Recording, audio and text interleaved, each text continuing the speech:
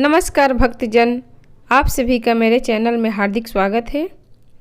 और छठ महापर्व का बहुत ही प्यारा भजन किलवा के पात पर उगेलन सूरज मल। तो आइए सुनते हैं। किलवा के पात पर उगेलन सूरज मल झांके झुंकी। किलवा के पात पर उगेलन सूरज मल झांके झुंकी। करेलो छठ बरतिया से झांके झुंके। करेलो छठ बरतिया से झांके झुंके। हम तो इसे पूछले बरतिया बरतिया से केकरा लागी। हम तो इसे पूछले बरतिया बरतिया की केकरा लागी। करेलो छठ बरतिया से केकरा लागी। करेलो छठ बरतिया से केकरा लागी।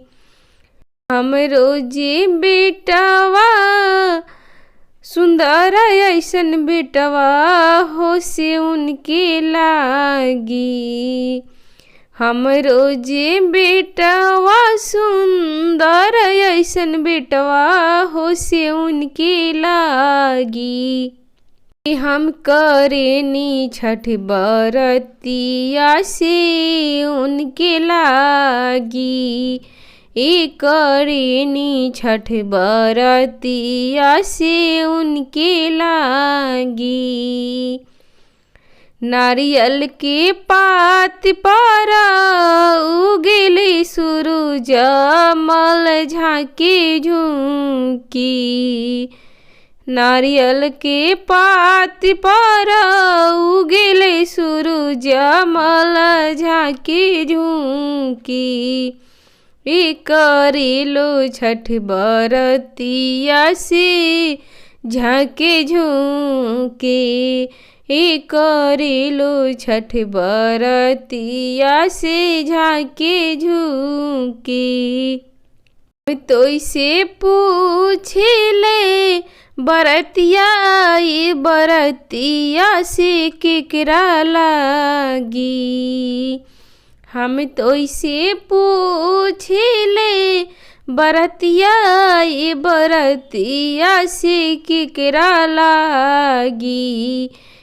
करेलो छठ बरतिया से केकरा लागी। करेलो छठ बरतिया से केकरा लागी।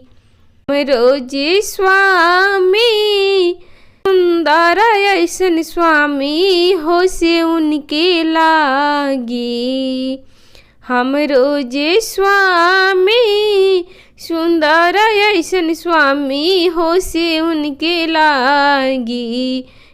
करेनी छठ बरतिया से उनके लागी। करेनी छठ बरतिया से उनके लागी। तो भक्तजन, ये मेरी भजन कैसी लगी? अच्छी लगी तो इसे लाइक करना, शेयर करना, कमेंट्स करना और मेरे चैनल को सब्सक्राइब करना। धन्यवाद। आप सभी का छठ महापर्व की हार्दिक शुभकामना।